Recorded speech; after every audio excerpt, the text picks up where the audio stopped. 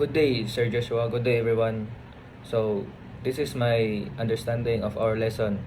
So, number one, how do cultural norms influences our perception to others?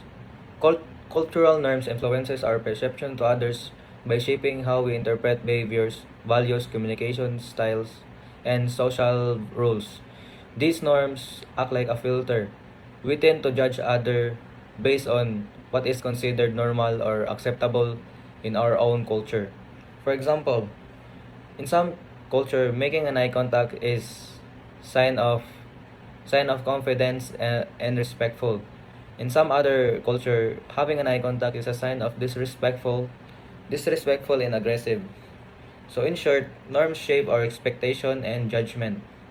Number two, what role do social institutions play in shaping our lives? Social institutions play a major role in shaping our lives by organizing and guiding how we behave, think, and interact with other people. These institutions like family, education, religion, government, and economy provide a structure and stability and shared norms that influences almost every part of our daily lives. For example, family. Family teaches us basic values, language, and behaviors. For education, it helps us develop our skills, build our knowledge and discipline. For religion, it influences us moral values, ethics, and worldview. For government, it establishes laws, rights, and responsibilities. So social institutions guide us on how we grow, what we believe, and how we interact with others.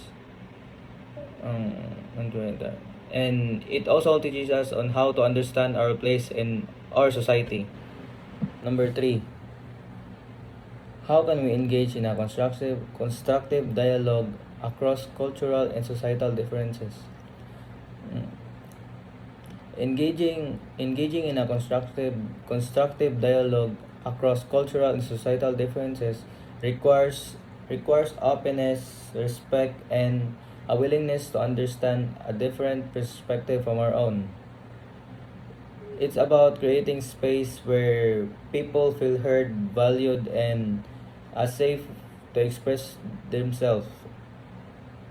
So, for example, a Filipino student discussing a group group work norms with an American classmate. So the American classmate is prefer an individual contribution, while the Filipino student is prefer on prefer on group harmony. Group harmony. By talking openly and by talking openly about their expectation and listening without judgment, they can agree on a balanced way to collaborate. So constructive dialogue across cultural and societal differences is about listening to understand, not just to respond. So that's all my understanding, sir. Thank you.